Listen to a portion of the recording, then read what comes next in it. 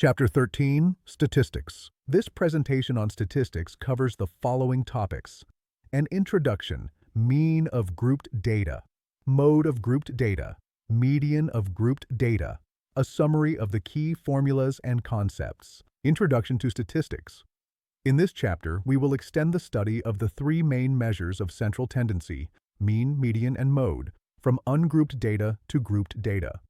We will also discuss cumulative frequency and how to draw cumulative frequency curves, known as ogives. Mean of grouped data. Grouped data is information that has been organized into classes or intervals in a frequency table. The mean of grouped data, represented as x bar, can be calculated using the following formula.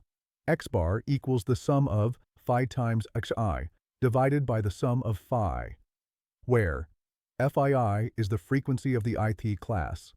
Xii is the class mark or midpoint of the ith class. The sum of Fi is the total number of observations. Example 1. Mean of ungrouped data. To find the mean marks of 30 students from a list of scores, we multiply each mark by the number of students who received that mark. We then sum these products and divide by the total number of students. In this example, the sum of all frequency times marks is 1,779. The mean x bar is 1,779 divided by 30, which equals 59.3. To make large datasets easier to study, we can condense them into grouped data. For the previous example, we can group the marks into class intervals, such as 10 to 25, 25 to 40, and so on. This creates a grouped frequency distribution table. For each class interval, the midpoint serves as the representative value. This midpoint, or class mark, is calculated by averaging the upper and lower limits of the class. This assumption helps in simplifying data analysis by centering the frequency around this midpoint, making it a crucial step in statistical calculations. To find the mean using the direct method, we find the class mark, xi, for each class interval. Multiply each class mark by its corresponding frequency, f sub I. Sum up all these products to get the sum of f times x. Divide this sum by the total frequency. For our example, the sum of f times x is 1860. The mean is 1860 divided by 30, which equals 62. This is an approximate mean, slightly different from the exact mean of 59.3 because of the midpoint assumption. When the numerical values of the class marks and frequencies are large, the direct method can be tedious. To simplify calculations, we can use the assumed mean method. The first step is to choose one of the class marks as the assumed mean, denoted by A. It's often helpful to pick a value from the middle of the data. Then we find the deviation di for each class by subtracting the assumed mean A from each class mark xi.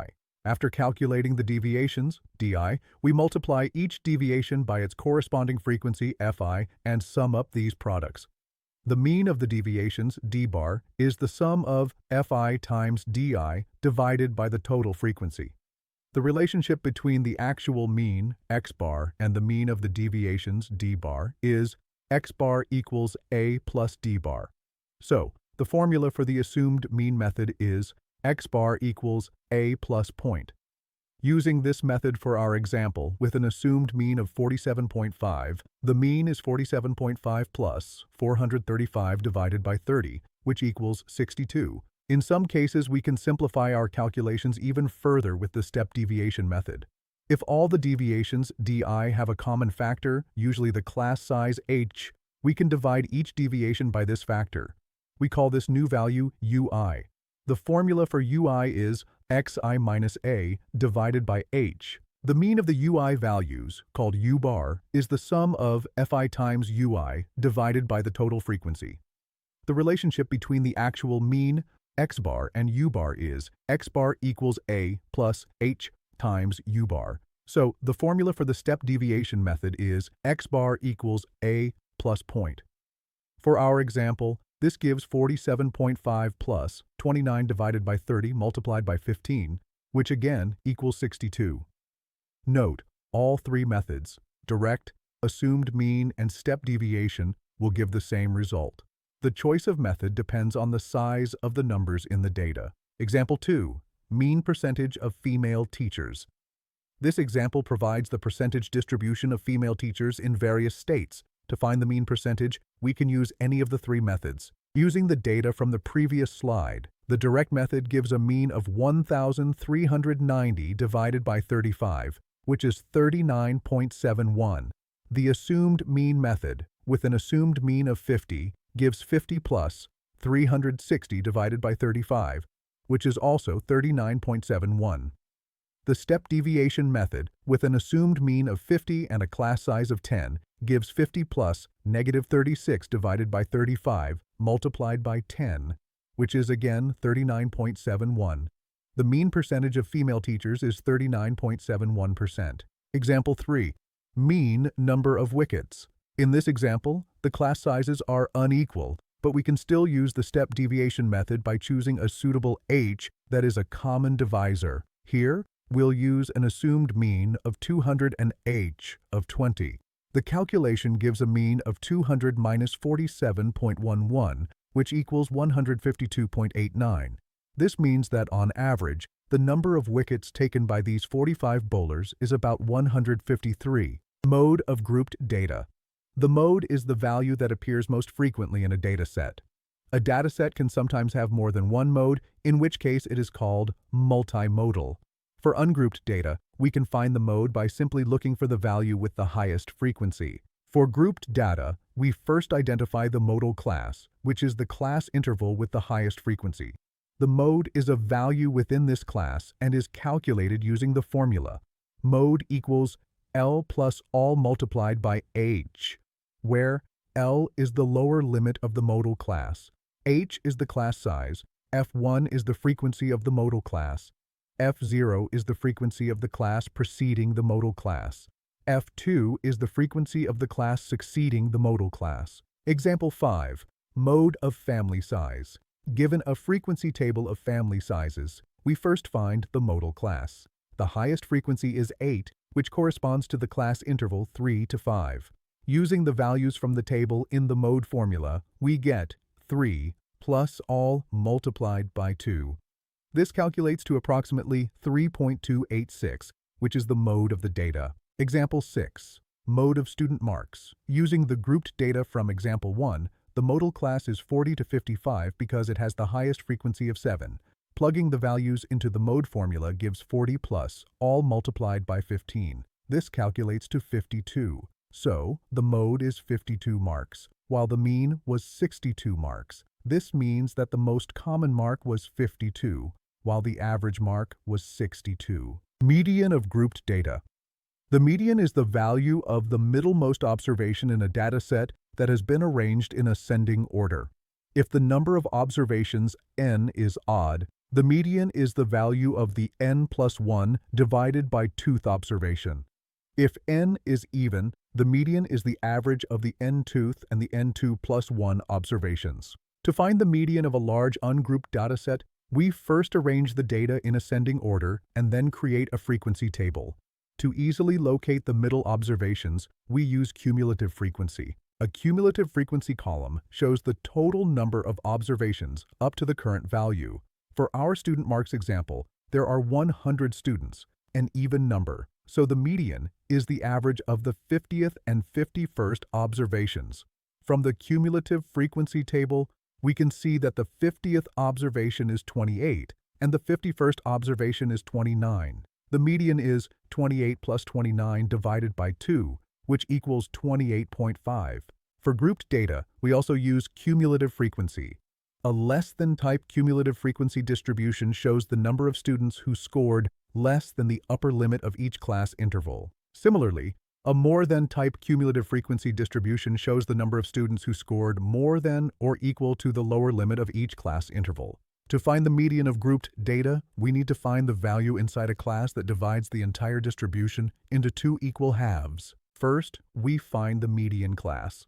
To do this, we calculate an divided by 2, where n is the total number of observations. The median class is the class whose cumulative frequency is greater than and nearest to this n divided by 2 value. For the grouped data example with 53 students, n2 is 26.5. The class 60 to 70 has a cumulative frequency of 29, which is the first one greater than 26.5, making it the median class.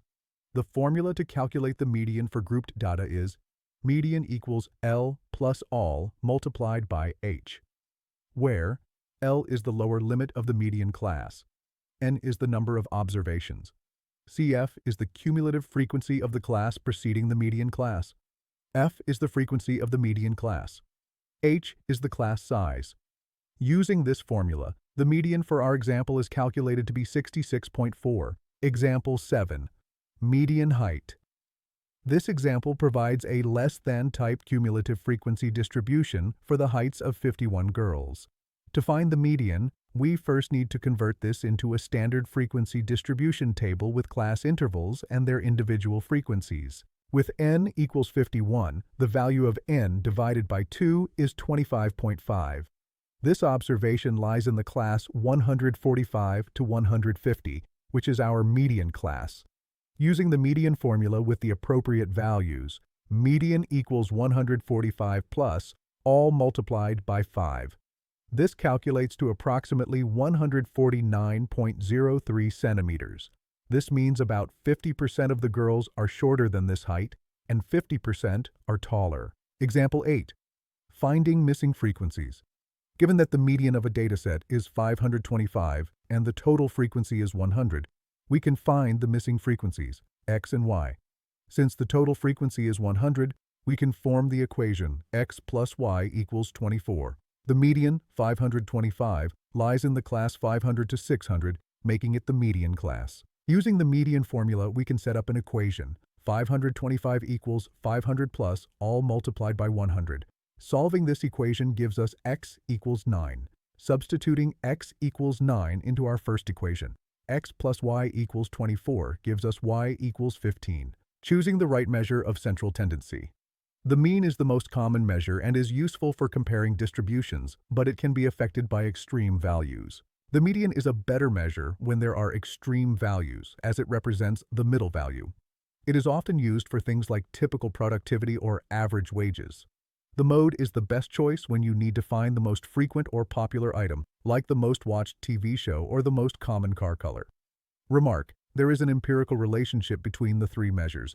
3 times the median equals the mode, plus 2 times the mean. Summary of formulas. Here are the key formulas from this chapter. Mean. Direct method. X bar equals the sum of phi times xi divided by the sum of phi. Assumed mean method, x bar equals a plus 0.07. Step deviation. Method, x bar equals a plus 0.07. Mode.